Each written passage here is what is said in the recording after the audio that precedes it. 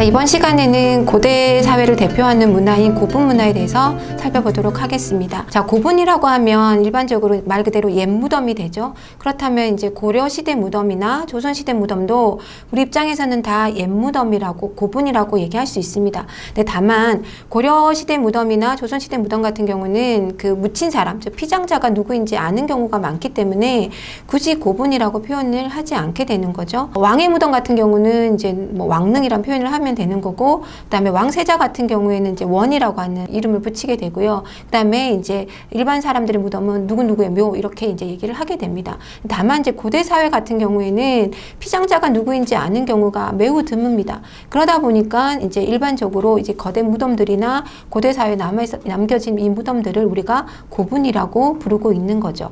그래서 이제 일반적으로 우리가 고분이라고 하면 고대 문화를 대표하는 하나의 지표다, 이렇게 이해를 하시면 좋을 것 같습니다. 자, 우리가 이제 경주나 이런 이제 한때 수도였던 지역들을 가면 대형 고분들을 보게 되죠. 마치 산 같은 그 도심 한복판에서 이제 확인이 됩니다. 자, 왜 이렇게 이제 대형 고분들을 만들었나라고 하는 걸 보면, 당시에 이제 이 고대인들은 영혼은 죽지 않는다라고 하는 영혼 불멸 사상을 가지고 있었고요. 이 영혼 불멸 사상을 갖고 있었기 때문에 이 영혼이, 육체는 죽지만 영혼이 살아서 다른 세상에 가서 또 그대로 산다라고 하는 인식을 가지고 있었고, 나아가서는 공간을 이동해서, 즉 현재의 내가 왕으로 살았으면 죽은 이후에도 왕으로 살게 되고, 그 다음에 내가 여기서 현세에서 노비나 이렇게 살았다고 하면 죽은 이후에도 노비로 사는, 지금의 세계와 죽은 이후의 저승의 세계가 동일하다라고 하는 인식을 가지고 있었는데요. 그래서 이걸 일명 계세적 세계관이라고 얘기를 합니다. 자, 그러다 보니까 대부분 무덤을 만들 수 있는 사람들은 왕이나 귀족들이었겠죠. 그래서 이제 왕들이 이제 무덤을 쓰면서 결국은 자기가 살아생전에 쓰던 물건들을 다 가져가게 되는 거고, 그 뭐 의복이나 뭐 자기가 쓰는 칼 이런 정도가 아니라 수저 같은 거, 베개 같은 것도 같이 가져가게 되는 거고요. 그 다음에 나아가서는 본인들이 저 세상에 살면서 직접 밥해 먹거나 옷 입을 것이 아니기 때문에 결국 시중을 들 사람들이 필요한 거죠. 그래서 순장도 이루어지게 됩니다. 그러다 보니까 부장품이 많아지고, 거기다 이제 순장까지 하다 보니 무덤의 크기가 커질 수밖에 없었던 거고, 이제 대형 고분이 나타나게 됐던 거죠. 자, 그런데 삼국이 발전을 하게 되면서 농업 생산력이 발전을 하게 되고, 그러면 이제 사람의 노동력이 굉장히 평가를 받게 되는 거죠. 그러다 보면 그 노동을 통해서 생산력을 높일 수 있는 사람들을 단순히 이 무덤을 만들면서 순장을 시키는 것은 사회적으로 봤을 때 큰 손해라고 하는 인식들이 생기게 됩니다. 순장하는 사람의 숫자가 줄어들거나, 그럼 결국은 이제 순장이 폐지가 되게 되는 거죠. 그렇지만 계세적 세계관이라고 하는, 이 세상에서의 삶과 저 세상의 삶이 연결되고 있다라고 하는 그 인식들이 단순히 사라지지는 않습니다. 그 장례 풍습이나 이런 의식들은 가장 늦게 변화를 하기 때문에 계속 이제 이어지게 되는 거죠. 그러다 보니까 순장 대신 할 수 있는 새로운 어떤 장치가 필요하게 됩니다. 그래서 이제 살아생전의 모습을 무덤에 그대로 재현하는 고분 벽화가 등장을 한다거나, 아니면 사람의 모양을 한 인형, 즉 토용들을 만들어서 그 안에 넣거나, 이런 형태들의 무덤들이 등장을 하게 되는 거죠. 그리고 이러한 이제 그 무덤 변화에서 이제 대형 고분에서 이제 차츰 시간이 흘러가면서 이제 부장품도 줄어들게 되고 순장도 없어지게 되다 보니까 무덤도 이제 작아지게 됩니다. 그래서 이러한 변화에 또 하나 이제 크게 역할을 하는 것이 이제 불교의 수용이 되는 거죠. 불교는 죽은 다음에 이제 그 자기가 행했던, 살아생전에 행했던 업을 가지고 평가를 받고 심판을 받아서 다음 생이 결정되다 보니까 흔히 말하는 계세적 세계관하고는 상관이 없게 되는 거죠. 그러니까 불교적 세계관이 들어오면서부터는 무덤을 크게 만들 필요가 없게 되는 거고, 이제 무덤은 말 그대로 그냥 시신을 안치 않은 장소로서의 역할만 하게 됩니다. 그래서 이러한 불교 수용 이후에 무덤의 변화들도 생겨나게 되는 거죠. 자, 그러면 이제 삼국별로 고분의 변화들이 어떻게 일어나는지 설명을 드려보도록 하겠습니다. 자, 고구려 같은 경우에는 초기 수도였던 지방 지역에 가면 장군총과 같은 큰 돌무지 무덤들을 확인을 할 수가 있습니다. 그러니까 무덤이 이제 큰 거죠. 이런 돌무지 무덤이 전형적인 초기에 고구려를 대표하는 무덤이었던 거고요. 중국과의 이제 교류를 하면서 이제 중국의 영향을 받아서 이제 돌방 무덤이 등장을 하게 됩니다. 이제 돌로 방을 만들고 그 안을 꾸미게 된다는 거죠. 그러면서 이 돌방 무덤 안에 순장을 대신하는 벽화들이 그려지게 됩니다.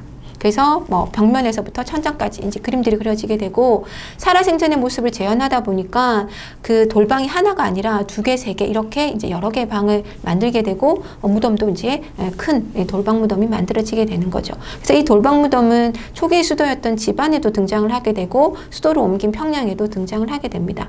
그래서 고구려 무덤의 가장 큰 특징은 이 고분 벽화인데요. 고분 벽화를 볼 수 있는 건 이 돌방 무덤이다라고 할 수 있습니다. 자, 그리고 이 돌방 무덤에 그려지는 벽화들도 시기별로 주제가 변화가 되는데요. 초기에는 이 개세적 세계관에 입각해서 살아생전의 모습을 그대로 재현을 하다 보니까 주인공 부부의 모습, 그 다음에 주인공이 뭐 사신들을 만나거나 군대를 행렬을 한다거나 또는 뭐 여러 가지 행사에 참여하거나 또는 일상적인 생활, 자기네 집의 어떤 부엌의 모습이나 뭐 수레의 모습 이런 것들까지 다 일상적인 생활까지 다 그리게 됩니다.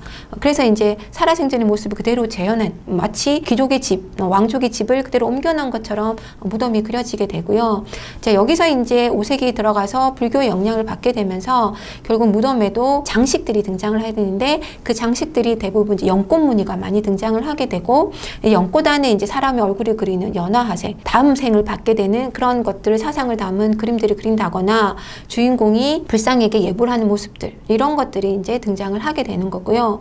그 다음에 이제 6세기 후반 7세기를 접어들게 되면 도교가 유행하면서 벽면 가득히 각 벽면에 이제 사신도를 그리는 이제 이런 형태에 띄게 됩니다. 그래서 그 사신도는 말 그대로 이 시신을 수호하는 수호자의 역할을 하는 형태로 그려지게 되죠. 그래서 이런 고분 벽화의 변화상을 통해서도 개색 세계관이 어떻게 변화하는가, 점점 사라지는가, 이런 것들을 확인을 해볼 수가 있습니다. 자, 백제의 경우에는 초기 수도였던 한성지역, 그 다음에 백제를 건국한 사람들이 이제 고구려에서 내려온 사람들이었죠. 그러다 보니까 이 고구려 무덤 양식을 따르게 됩니다. 그래서 이제 석촌동에 가면 이 돌무지 무덤이 보이는데, 이게 바로 백제를 건국했던 사람들이 고구려에서 내려온 유인민이라고 하는 것을 보여주는 거고, 초기 백제 건국자들과 고구려의 관계를 보여주는 것이다 할 수 있죠.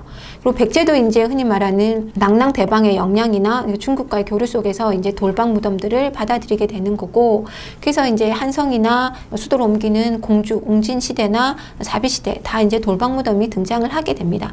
그 웅진, 즉 공주 지역에는 이제 송산리 고분군이 있는데 대부분의 무덤이 이제 돌방 형식이긴 하지만, 이 돌방 무덤이라고 하는 것은요, 말 그대로 이제 돌로 방을 만들긴 하지만 이제 입구가 존재를 하게 되는 거죠. 그래서 이제 예컨대 이제 왕과 왕비가 동시에 사망하는 경우는 매우 드물기 때문에 왕이 사망하는 경우 왕의 무덤을 만들게 됩니다. 그걸 만들 때 왕의 시신을 안치하는 그걸 만드는 게 아니라 다음에 사망할 왕비를 위한 시신을 안치할 장소까지 같이 만들어 주게 됩니다.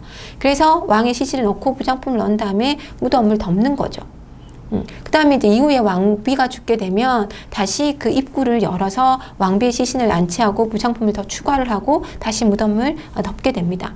그렇기 때문에 이 돌방 무덤은 입구가 존재하기 때문에 도구를 당할 확률이 굉장히 높았던 거고, 백제 무덤에서 발굴된 유물들을 많이 확인할 수 없는 이유 중에 하나도 대부분이 다 돌방 무덤이었는데 다 도구를 당했기 때문에 그 무덤에서 나온 유물들을 우리가 볼 수가 없는 겁니다. 그런데 이 공주 송산리 고분에서 특이하게 벽돌 무덤이 하나 발견이 되게 되는 거죠. 장마철을 맞아 이제 그 물기를 정리하는 과정에서 이 고분이 발견이 되게 됐는데요. 완전한 형태였던 거고, 무덤을 이제 딱 열었더니 벽돌 무덤이었던 거고, 거기에 이제 주인공이 이제 지석이 있는데 그 보니까 무령왕, 그러니까 사마왕이라고 나오는데 그 사마왕이 이제 무령왕이었던 거죠.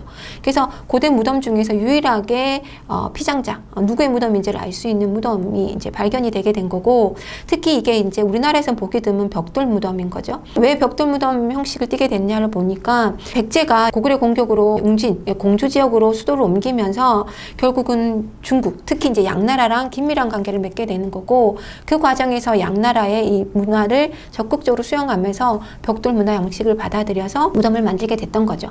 나아가서는 이제 백제는 또한 바다 건너 일본하고도 이제 긴밀한 관계를 가지게 되는데요. 그 무령왕과 왕비의 시신을 안치했던 관은 일본에서 나는 금송으로 만든 관이어서 통해서 흔히 말하는 동아시아 문화가 융합된 형태를 보여준다, 이렇게도 평가를 할 수가 있습니다. 송산이 고분에는 무령왕릉 말고도 육호분이라고 하는 벽화무덤이 하나 더 일찍이 발견이 됐었는데요. 일제시대 다 도굴이 돼서 사실은 벽돌무덤 형태만 이제 확인이 됐었던 거고, 무령왕릉이 발견되면서 벽돌무덤의 모습, 그 다음에 안에 부장품들의 내용, 이런 것들을 이제 명확하게 알게 되었습니다. 백제가 부여로 수도를 옮긴 다음에 이제 부여에 이제 능산이 고분군이 만들어지게 되는데, 이제 이렇게 이제 시간이 흘러가면서 마찬가지로 백제에서도 이제 불교를 수용하고 이렇게 됐기 때문에 무덤이 차츰차츰 작아지게 되는 거고요. 그래서 능산이 고분군 같은 경우에는 무덤이 정말 작습니다. 그래서 안을 구경할 수 있는 무덤에 들어갈 때 보면 정말 기어서 들어가야 되는 정도로 무덤이 되게 작고요. 여기 이제 능산이 고분군 중에서도 벽화가 그려져 있는 모습이 볼 수 있는데, 거기에 보면 거기도 이제 사신도가 그려져 있어서 6세기 후반 이렇게 가면 고구려와 마찬가지로 이 도교가 유행했던 흔적들을 확인을 해볼 수가 있습니다. 자, 신라를 보면요. 신라는 경주에 가면 대형 고분들을 볼 수가 있죠. 자, 이 신라의 무덤은 가장 독특한, 고구려나 백제에서는 볼 수 없는 돌무지 덧널 무덤이라고 하는 무덤 양식을 사용을 하고 있습니다. 이 돌무지 덧널 무덤은 시신을 안치하는 관을 두고요. 부장품을 두는 곽을 하나 더 둡니다. 이게 이제 덧널이라고 얘기를 하는 거고, 이걸 이제 한자로 쓰면 목곽이 되는 거죠. 그래서 이게 이제 덧널을 하나 더 두게 되고, 그 위에 이제 돌들을 얹게 되는데, 같은 돌무지이긴 하지만 고구려 같은 경우는 큰 돌들을 가지고 쌓아 올리는 거고, 신라의 돌무지 덧널 무덤 같은 경우는 그 관이나 덧널을 이제 작은 강돌을 가지고 이렇게 쌓아 올리게 됩니다. 그래서 이제 이 강돌들 사이에 틈이 생기니까 물이 새게 되겠죠. 그래서 그 위를 이제 점토나 백토들로 바르게 되고, 그 위에 다시 흙을 덮게 됩니다. 그러니까 무덤이 엄청나게 커지게 되는 거죠. 거기다가 이 돌무지 덧널무덤의 특징은 한번 이렇게 매장을 하게 되면 출입구가 없기 때문에 다시 발굴을 할 수가, 그러니까 발굴을 하지 않는 이상은 찾을 수가 없습니다. 그래서 도굴을 전혀 당하지 않은 온전한 형태로 보존이 될 수가 있었던 거죠. 일제시대 때 이제 그 경주 지역에 길을 내면서 발굴을 하게 되었고, 그 과정에서 이제 발굴을 해보니까 이 돌무지 덧널무덤의 모습이 확인이 되었고, 또 하나의 특징은 돌무지 덧널무덤에서는 금관이 같이 출토가 되었던 겁니다. 그리고 이제 해방에 보면 1970년대 직접 발굴을 하게 되는데요. 사실은 이제 박정희 대통령이 워낙 이 경주 문화나 그 문화에 관심이 많아가지고 이왕 하는 거 황남대총 가장 큰 무덤을 발굴하라라고 하는 지시를 하게 됩니다. 근데 이제 한 번도 발굴해 본 적이 없기 때문에 선뜻 하기가 힘들었던 거죠. 그래서 한번 시범 삼아 발굴을 했던 게 그 앞에 있었던 천마총이었던 거고, 거기에서 금관을 비롯해서 이 천마도라고 하는 이 그림들이 발견이 됨으로 인해서 그 무덤을, 주인공이 누군지는 모르니까 그 대표적인 유물의 이름을 따서 천마총이라고 부르게 됐고, 그 경험을 바탕으로 해서 이제 황남대총을 발굴을 하게 됐던 겁니다. 황남대총은 이 대형 무덤 중에서 가장 큰 무덤인 거고요. 남분하고 북분 이 두 개가 이렇게 맞닿아 있습니다. 그래서 남분은 남자 무덤, 북분은 여자 무덤. 왜냐하면 그 부장품이 다르기 때문에, 이게 남자 여자가 따로따로 묻혔다라는 걸 확인을 할 수가 있는 거고요. 다만 특이한 건 남분에서는 금동관이 출토돼 금관이 나오지 않았습니다. 반면에 북분에서는 금관, 우리 신라 금관 중에서 가장 화려하다라고 하는 금관이 출토가 되게 됩니다. 그래서 이제 과연 이 주인공이 누구냐라고 하는 여러 가지 수수께끼를 남겨주고 있는 측면이 있고요.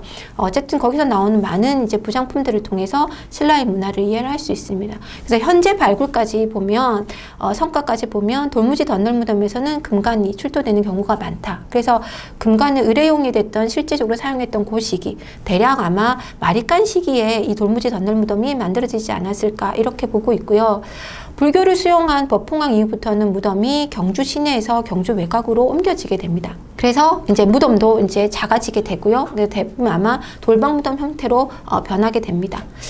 그래서 이러한 이제 변화상들을 관찰을 할 수 있는 거고요. 통일 이후에 가게 되면 이 돌방무덤에 그 호석을 두르게 됩니다. 그래서 그 호석이라고 하는 게 대부분 이제 12지를 두르게 되는 이런 형태를 볼 수 있어서, 뭐 대표적으로 신문왕릉이나 아니면 김유신무덤. 그러니까 신문왕릉이라고 하는 거는 전해지기를 신문왕릉이라고 하는 거고, 사실은 발굴을 안 해봤기 때문에 실제로 신문왕릉인지는 확인은 할 수는 없습니다. 근데 현재는 전해지는 그 말에 따라서 무덤의 이름을 붙여주고 있는 상태이고요. 또 하나 불교가 유행을 하다 보니까 이제 이 화장하는 풍습이 유행을 해서, 그래서 이제 흔히 말하는 문무왕 같은 경우 화장을 한 다음에 대왕암에 매장을 하게 됐던 거죠. 뿐만 아니라 귀족들도 이렇게 화장하는 게 항아리들이 많이 출토가 되는 모습을 통해서 화장 문화도 유행했다는 것을 확인을 해볼 수가 있습니다. 자, 이렇게 이제 고분이라고 하는 것 자체가 고대 사회를 대표하는 거고, 거기서 출토된 문화들이 고대 사회의 어떤 생활상, 그다음에 문화의 양상들을 보여주기 때문에 고대 문화를 대표하는 지표로서 많이 언급이 되고 있습니다.